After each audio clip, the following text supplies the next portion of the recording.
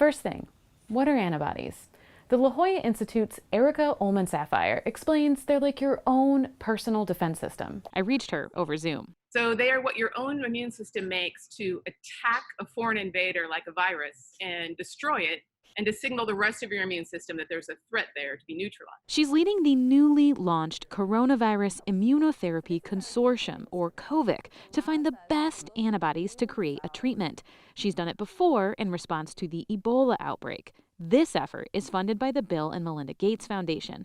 The goal of the collaboration is to sift through antibodies created in labs, but mostly those produced by humans who have survived the virus. How are we actually going to be able to take antibodies from humans who have beaten the virus and use that to study how we can manufacture it for widespread distribution? What we are going to do is receive those samples and do what's called blinding, meaning everything gets given a code name to make it very fair.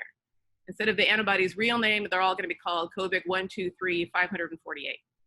Then we're going to send identical box sets of the world's array of antibodies out to different participating analysis labs.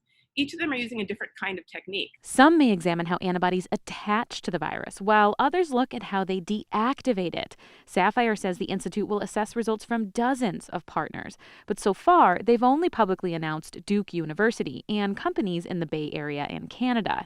The Institute will then pick the best antibody therapy and recommend it to funders like the World Health Organization or the Gates Foundation. It sounds simple, but the La Jolla Institute's Shane Crotty says it isn't easy work. How do you figure out the best antibody? Which ones are the best? And a really good antibody is 1,000 times better than an okay antibody. Okay, there's enormous range of functionalities. Even when they do find the right antibodies and create a therapy, that treatment doesn't last forever. The antibodies only last a while after the injection, just like any drug, essentially, right? There's a time window where it acts, and antibodies are great. Great drugs because they'll last for 3 weeks or more, so they can really. It's not like taking a Tylenol that works for like 4 hours,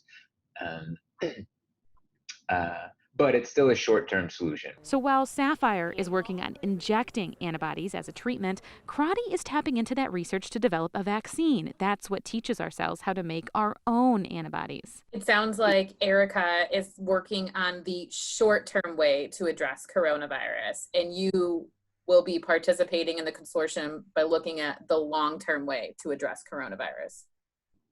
Yeah, that's right, generally speaking. On the flip side, Sapphire says vaccines take much longer than antibody therapy to provide protection against a virus. You get your immunity 4 to 8 weeks after receiving the vaccine. Well, that's great for a virus that you expect to encounter 4 to 8 weeks from now.